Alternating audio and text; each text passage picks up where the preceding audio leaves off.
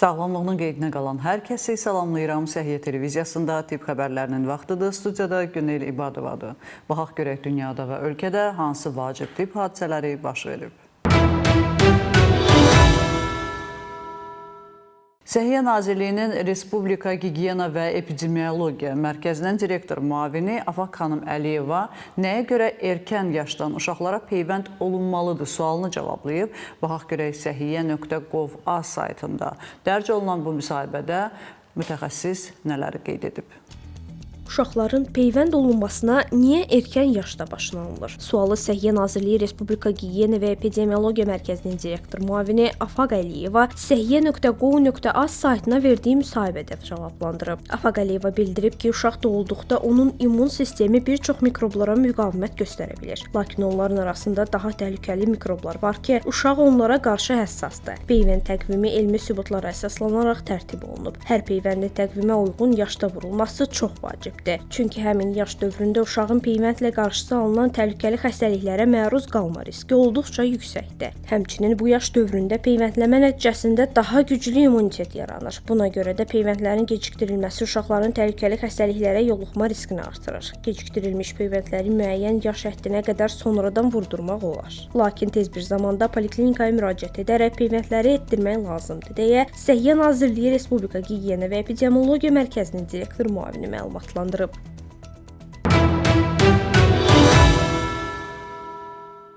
KT və MRT müayinələri üçün ödəmə haqqının forması dəyişdirilib. Bu barədə İcbari Tibbi Sığortanın rəsmi saytında məlumat verilib. Detalları izləmək üçün diqqətlə dinləyin.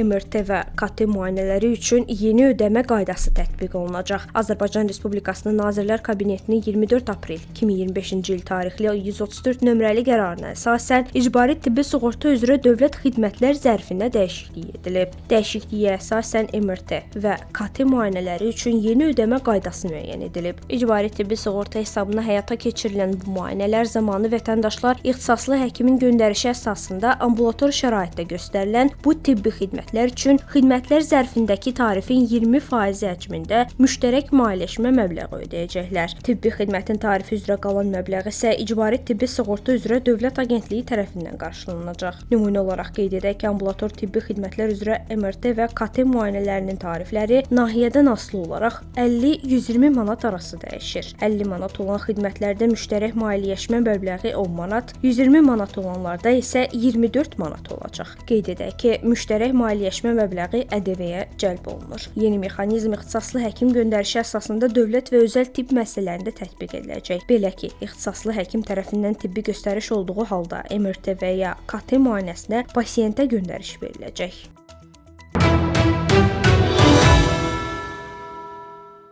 Azərbaycan Qida Təhlükəsizliyi Agentliyinin sədri vətəndaşları qəbul edəcək, sahibkarların və yaxud da qida ilə bağlı hər hansı bir problemləri olan insanlar bir sıra məsələləri müzakirə etmək üçün mayın 1-də sədrin qəbuluna yazıla bilərlər. Hansı telefonla əlaqə saxlamaq və yaxud da WhatsApp mesajı yazmaq, e-maillə məktub göndərmək olar. Bu sualların cavabını isə sujetdə biləcəksiniz.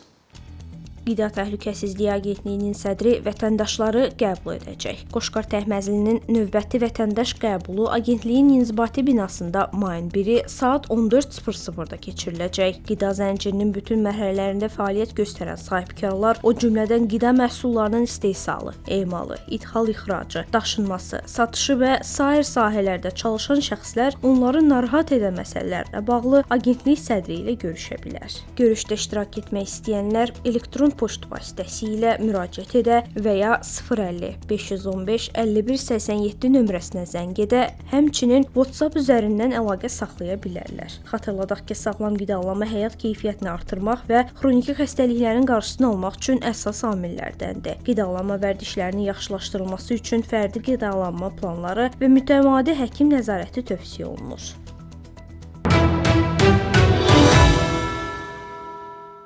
Xərçəngin müalicəsində istifadə olunan kimyoterapiyanı göbələklə əvəz edəcəklər. deyəndə biraz qəribə səslənir, amma Çin alimləri Himalay dağlarına üst tutub və oradan bizə yeni pənah gətiriblər. Kimyoterapiyanı əvəz eləyəcək o göbələk nədir, necə istifadə olunur və ondan hazırlanan preparat satışa tezliklə çıxarılacaqmı? Bütün sualların cavabını bilmək üçünsə diqqətiniz bizdə olsun.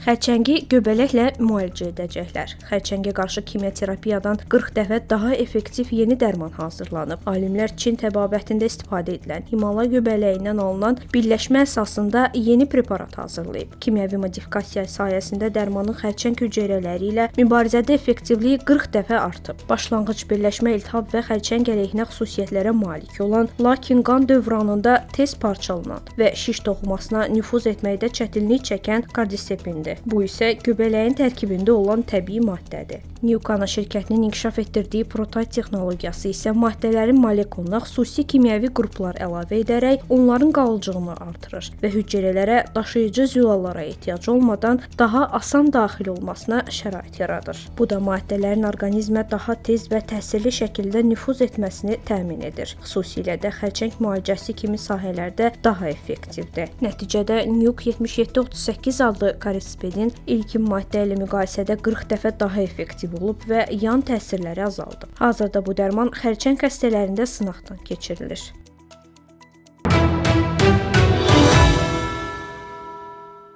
Dizindən əməliyyat olundu, oyanandan sonra öz dilində bir söz belə xatırlamırdı.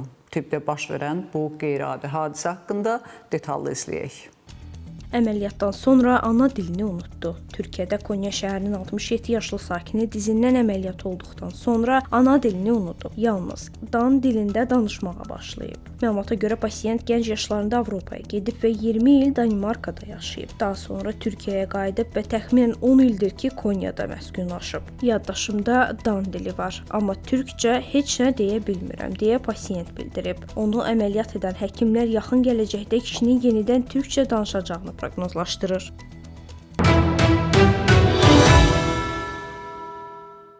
Hər evdə bir Coca-Cola olmalıdır. Nə vaxtsa bu cümləni eşidəcəyimə inanmazdım. Üstəlik də bir həkimin dilindən. Dünya şöhrətli, məşhur pediatr Komarovski iddia edir ki, xəstə uşağa Coca-Cola verəndə bağırsağındakı infeksiyalar məhv olur. Yəni, deyir ki, sağlam uşağa verməyin.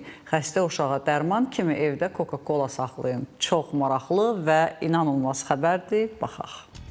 Uşaqlarda bağırsaq infeksiyası zamanı Coca-Cola faydalı ola bilər. Bu sözləri məşhur Ukraynalı pediatr Yevgeniy Komarovski deyib. O valideynləri bağırsaq infeksiyasından əziyyət çəkən uşaqlara qulluq edərkən daha diqqətli olmağa çağırıb. Çıxışlarının birində mütəxəssis qeyd edib ki, hər evdə mütləq adi kola olmalıdır. Komarovski bildirib ki, ishal və qusma zamanı uşaqlar 2-3 gün ərzində yeməkdən imtina edir. Bu da onların həm maye, həm də enerji itirməsinə səbəb olur. Belə hallarda şəkərli, qazlı içki, yəni adi kola enerji mənbəyi kimi müvəqqəti kömək göstərə bilər. Lakin həkim vurğulayıb ki, kola dərman deyil və onu yalnız xüsusi hallarda istifadə etmək lazımdır. Sağlam uşağa kola verməyə ehtiyac yoxdur. Əsas məsələ odur ki, uşağın vəziyyəti yaxşılaşan kimi kolanı dayandırmaq lazımdır. O həmçinin valideynləri xəstəlikdən sonra uşaqlara birdən-birə çox yemək verməməyə çağırıb. Uşağın iştahı qaydanda onu tədricən qidalandırmaq lazımdır. Onun fikrincə, ac qaldıqdan sonra birdən-birə çox yemək uşağın yenidən özünü pis hiss etməsinə səbəb ola bilər. Həkimin bu məsləhəti sosial şəbəkələrdə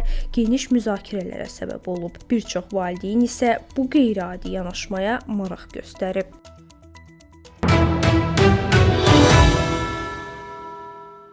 Bugün olan səhiyyə xəbərlərimiz bu qədər. Dünyada və ölkədə baş verən ən vacib tibb xəbərlərini bizdən izləyin.